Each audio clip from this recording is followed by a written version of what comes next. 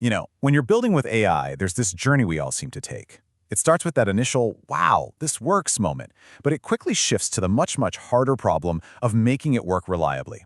A really thoughtful post from Rooted Layers frames this perfectly, giving us an engineering blueprint for how we should be optimizing our AI agents. So let's dive into their insights. And this quote from the post, man, it just hits the nail on the head. That invention phase, that's the fun part, the creative spark. But the improvement phase, that's about making it consistent, efficient, and predictable. That's where the real engineering discipline kicks in. And it's a whole different ballgame.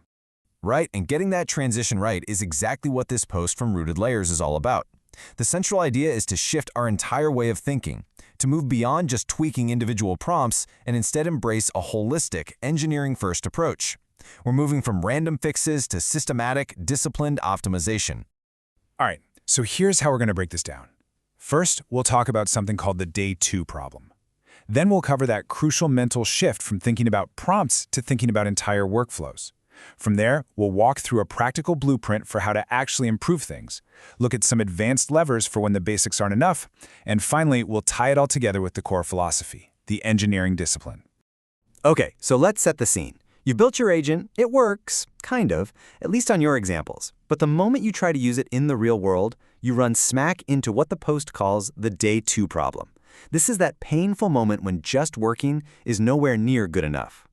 And this isn't some abstract idea, right? The Day 2 problem shows up in really painful ways. Your costs start creeping up, latency gets longer and longer, tool calls just randomly start to fail. You fix one prompt, and it somehow breaks 3 others. According to the post, these aren't just isolated bugs. They're symptoms that your move fast and tweak things approach has officially hit a wall. So how do you get past that wall? Well, it all starts with a pretty fundamental shift in how you think.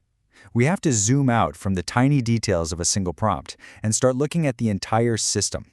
And this slide lays out the 2 mindsets perfectly. The old way, prompt craft, is like being obsessed with tuning just one single violin.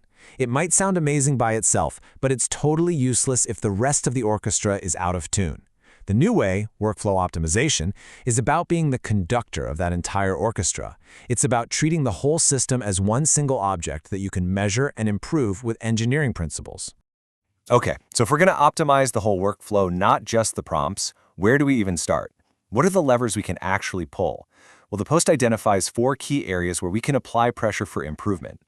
And here they are. Now, prompt improvement is still on the list. It's absolutely crucial, but look, it's just one piece of the puzzle. The other levers are about the system itself. You can improve the workflow's structure, its topology, by changing how steps are connected. You can optimize how the agent actually uses its tools, and you can build in feedback loops so the agent can self-correct. It's a much more complete picture, isn't it?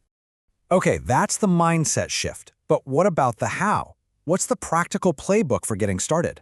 Well, the post lays out a foundational blueprint for how to begin optimizing in a really structured way. And the sequence here is absolutely critical. You can't just jump around. First things first, before you touch anything, you lock in an evaluation set. You need a stable benchmark.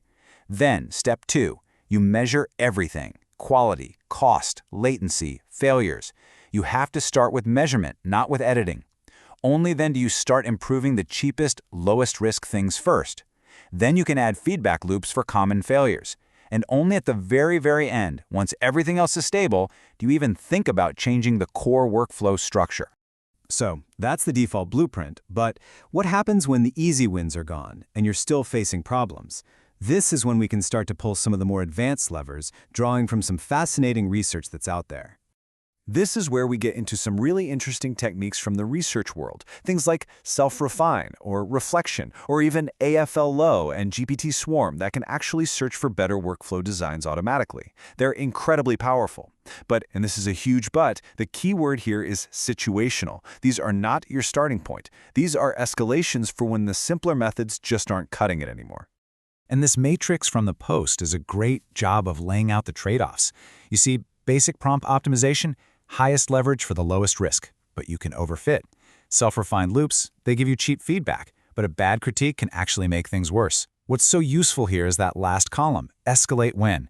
It's basically your guide for when to bring in the bigger guns, helping you match the complexity of the solution to the complexity of the problem.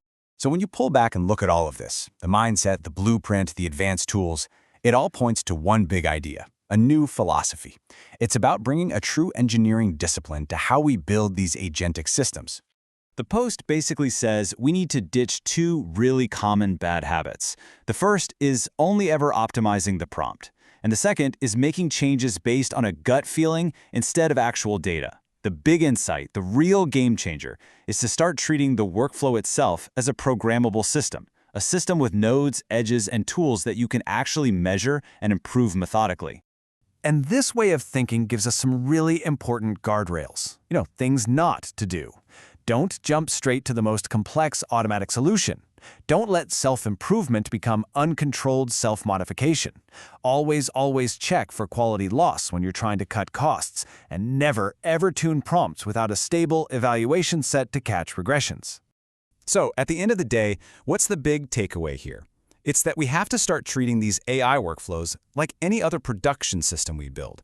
And that means exactly what it sounds like, using clear metrics, having controls to prevent things from breaking, and always having a bias towards making the simple, low-risk changes first. Which really leaves us with one last, and I think pretty critical question to ask ourselves about our own work. When we're trying to make our AI systems better, is our process being driven by intuition, or is it being guided by engineering discipline?